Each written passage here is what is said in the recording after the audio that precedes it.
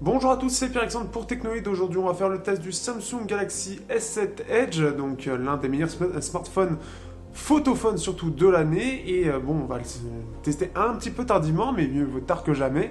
Il reste encore d'actualité, notamment avec son appareil photo qui reste assez démentiel à l'heure actuelle. Et donc, on va voir ça tout de suite dans le test. Donc, bien sûr, vous avez tous les liens, album photo, autonomie et bien sûr le lien d'achat dans la description avec toutes les caractéristiques. Et on passe tout de suite au test.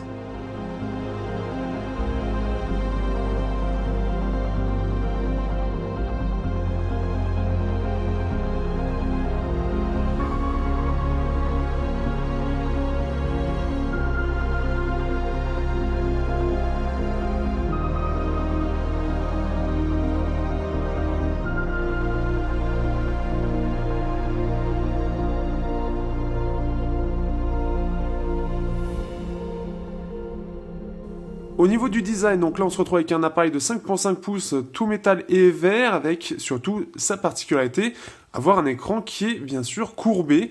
Donc on peut le voir, hein, très courbé. On va le voir, allez on va zoomer un petit peu pour voir et on voit que c'est plutôt pas mal courbé. Donc là on voit vraiment que l'écran est courbé. Donc ça va avoir un impact sur la prise en main justement et c'est un petit peu là le plus principal problème. Donc on retrouve le bouton power, les boutons volume. Au-dessus, on va voir la prise le tiroir pour mettre la SIM et la SD. En bas, micro USB type B, pas type C, port jack et haut-parleur avec les antennes. On a le bouton home en façade avec les deux boutons rétro-éclairés. Donc, le petit souci que j'ai, moi, c'est surtout ce côté, justement, incurvé, parce que pour moi, il est beaucoup trop incurvé, et l'arrière, lui aussi, est incurvé un peu sur le côté pour une meilleure prise en main, pour régler un petit peu celui du S6 Edge. Le problème, c'est que ça l'est pas assez, ça l'est trop à l'avance, ce qui fait que la prise en main est meilleure que le S6 Edge, mais elle reste néanmoins moins bon que n'importe quel smartphone avec une bonne prise en main. On a une partie métal qui est trop fine en fait pour qu'on en profite vraiment. Donc ça c'est vraiment dommage. Au-delà de ça c'est superbement bien fini. En plus c'est étanche. L'appareil photo ressort très peu. Donc ce qui fait que c'est un très bon design mais plombé par une prise en main due au design du côté edge de l'écran qui en plus de ça derrière sur l'écran empêche de pouvoir l'utiliser correctement, notamment sur les côtés puisqu'il n'est pas tactile ou il réagit assez mal. Au niveau de la surcouche, on est encore sur Android 6, Android 7 va bientôt sortir sur le Samsung, donc je pourrais pas faire de rapport, mais on aura déjà la possibilité de baisser la résolution pour augmenter par exemple les performances ou encore augmenter donc l'autonomie, donc ça c'est plutôt bien puisque c'est un écran AMOLED. Ensuite, c'est une surcouche qui s'est bien améliorée au fil des mises à jour et qui a permis d'ailleurs de gagner en autonomie. On a une surcouche qui est assez complète avec par exemple les connexions rapides, on a le multitâche et même surtout le multifenêtre.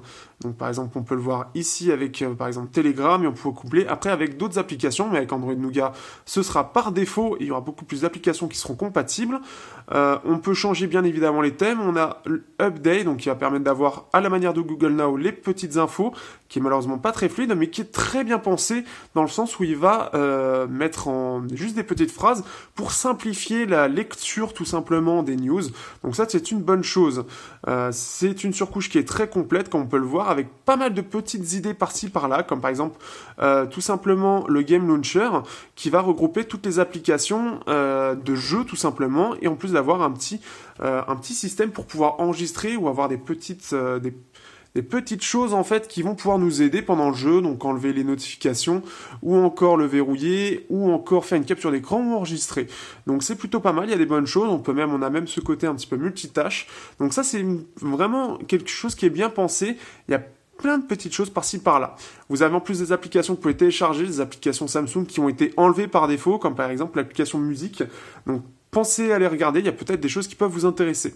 Ce qui est intéressant de voir, c'est que la surcouche de Samsung a vraiment bien évolué pour avoir quelque chose qui fait que ça ne fait pas lourd, même si elle est complète. Ils l'ont quand même allégé de pas mal d'applications, mais il reste encore pas mal de petites idées, des raccourcis ou des petites choses pour nous aider qui sont présents, mais qui sont bien implantés dans la surcouche pour que ce soit pas trop lourd en fait visuellement. Les performances du benchmark, donc on est avec un Exynos 8890, un octo-cœur avec Cortex A53 et A72, gravé en 16 nanomètres. Et en termes de performance, on fait un très bon score, puisque de base, on va faire jusqu'à 5500.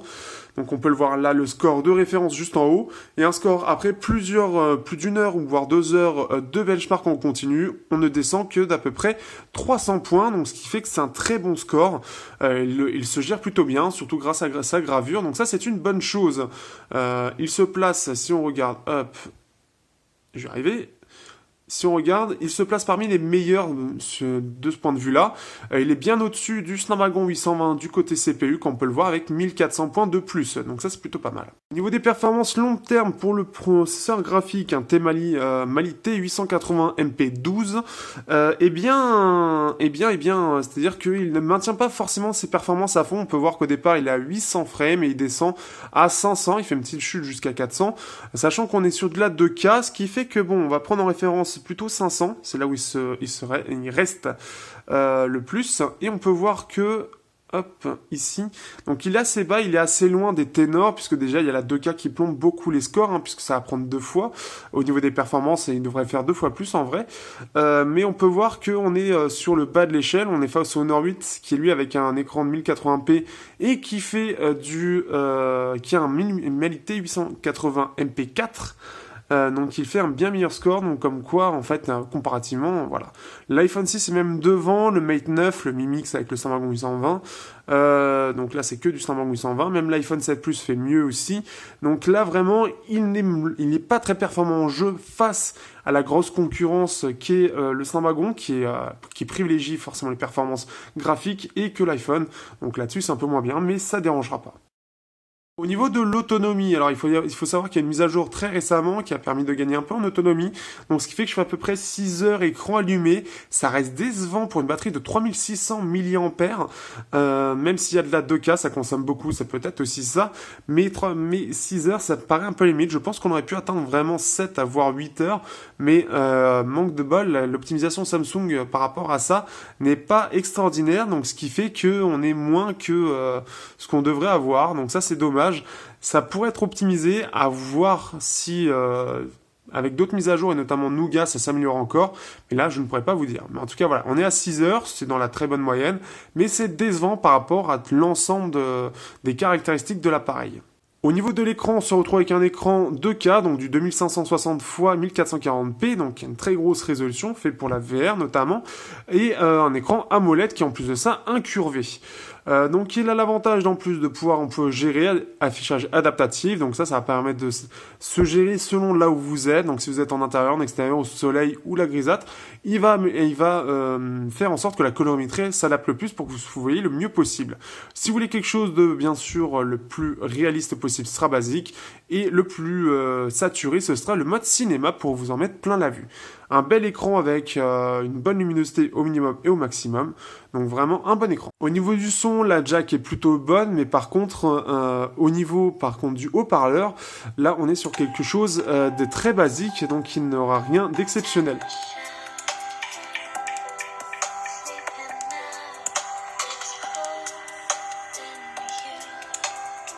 Ce n'est peut-être pas d'une priorité du constructeur aussi, mais au moins la jack est vraiment pas mal, surtout qu'on a pas mal de petites options dans les paramètres de son, justement, pour pouvoir s'améliorer. Si vous avez des petits problèmes auditifs, tout simplement, ou au niveau de l'égaliseur, il y a des petites options qui peuvent être sympas. Donc dans l'ensemble, voilà, la jack est vraiment pas mal, donc ça c'est une bonne chose. Un côté photo vraiment très bon, puisque c'est un appareil qui est de 12 mégapixels, donc un petit peu léger face à la concurrence en termes, voilà, 2 mégapixels, mais ça ne fait pas tout. Mais surtout, il a l'avantage d'être très bon, très très bon, et ça je vous conseille d'aller regarder tout simplement l'album qu'il y a donc dans la description, qui va vous montrer toutes les photos que j'ai fait de nuit comme de jour. Il y en a beaucoup. On peut faire vraiment de très très belles photos. Je vais essayer d'en trouver une rapidement, mais ça risque d'être un poil compliqué. J'essaie d'en trouver, voilà. On peut avoir de très très belles photos de nuit. Et en plus de ça, il les prend instantanément. C'est vraiment dingue. C'est un super photophone, notamment de nuit. Il va faire vraiment un très très beau travail, tout simplement logiciel, pour rendre une photo vraiment magnifique. En plus de ça, l'application est complète, on a un mode pro aussi, donc ça c'est voilà, c'est vraiment complet, on va avoir pas mal de petites choses, de petits modes. Il est vraiment réactif quand vous appuyez sur la photo, ça prend directement la photo, ça fait le traitement dans le logiciel dans la foulée à une vitesse incroyable. Surtout de nuit, là où la plupart des appareils photo sont très lents, celui-là est très rapide et c'est impressionnant, c'est super facile d'utilisation et c'est super agréable de pouvoir faire des telles photos avec un simple téléphone. Donc là-dessus, Samsung a vraiment tout déchiré. Vous pouvez voir, hein, c'est vraiment dans la description de l'album, c'est vraiment dingue le travail qu'a fait Samsung avec son capteur, un capteur vraiment de qualité. Après, au niveau du capteur de façade, là on est quelque chose qui est un petit peu plus moyen, donc il marche plutôt bien, mais je l'ai comparé justement au Zenfone 3 que vous voyez là, et le Zenfone 3 fait mieux. La faute a une résolution, donc 5 mégapixels, c'est correct, mais les détails manquent pas mal, et les couleurs aussi. Et je vous dis coucou. Voilà, donc ce qu'on peut retenir. Au niveau des jeux, alors ce sera pas l'appareil qui sera le plus adapté pour les jeux, puisque c'est plus les Qualcomm qui sont très bons sur ce point-là. Néanmoins, avec son écran 2K, il arrive quand même à faire tourner tous les jeux du store sans problème. Il n'y aura pas de limitation particulière. Donc ça, c'est une bonne chose. En plus, avec Nougat, quand on va pouvoir baisser la résolution, on va pouvoir gagner en performance et pouvoir permettre de faire tourner les jeux qui pourront être, qui vont sortir bientôt et qui seront peut-être beaucoup plus exigeants en termes de ressources, et comme ça, eh bien ça compensera le manque de performance en 2K en mettant par exemple en 1080p ou voire en 720p pour avoir un maximum de performance sur le jeu. Donc après, à vous de voir, mais en tout cas, il n'y aura pas de soucis particuliers en jeu. Alors que peut-on dire sur ce Samsung Galaxy S7 Edge? Eh bien tout simplement que c'est un excellent appareil.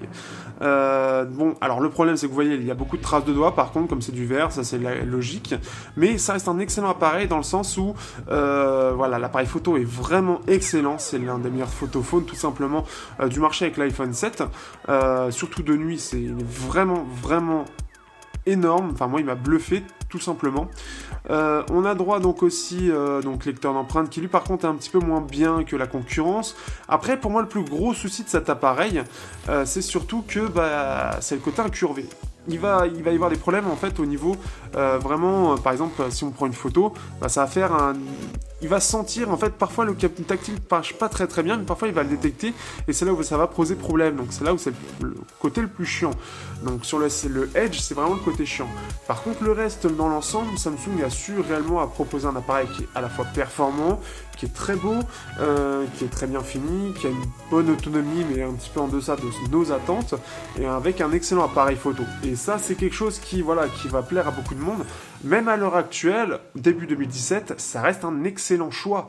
Il y a eu des smartphones qui sont sortis entre-temps, mais ils n'arrivent pas à faire mieux que ça. Pour l'instant, ils n'y arrivent pas. Est-ce que 2018 y arrivera? Peut-être, mais ce ne sera pas forcément une grosse évolution.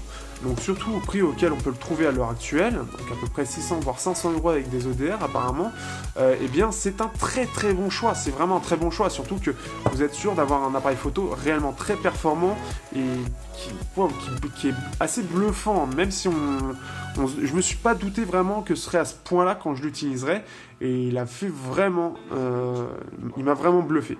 Donc voilà, c'est un appareil que je recommande tout à fait pour ceux qui cherchent surtout un excellent photophone avec un design un peu particulier, même si la prise en main pâtit, mais il n'a pas de très gros défauts, c'est surtout sur la prise en main où lui par contre c'est un gros défaut, mais au-delà de ça il n'a pas de très gros défauts, la surcouche est quand même assez bien optimisée à l'heure actuelle, même si TouchWiz il y a derrière beaucoup de railleries, ça s'est quand même amélioré, c'est pas encore parfait, mais il y a beaucoup d'évolutions sur cette surcouche et on peut retrouver maintenant quand même quelque chose qui est quand même assez sympa et plein d'options supplémentaires qui sont bien intégrées, qui fait que ça fait pas très lourd en fait. Au lieu de se dire comme un Zen 8 où dès qu'on découvre quelque chose, oh c'est lourd, là on se dit ah c'est bien, c'est une petite option sympa qui peut être utile à des gens, beaucoup de gens je pense, plus parfois qu'on imagine, qui peut être utile chacun à leur façon sans être indispensable, c'est pas comme ça qu'ils veulent le faire. Donc en tout cas, voilà, moi j'ai adoré ce smartphone. Donc sur ce, à bientôt pour un prochain test sur Technoid, et n'hésitez pas à poser vos questions dans les commentaires.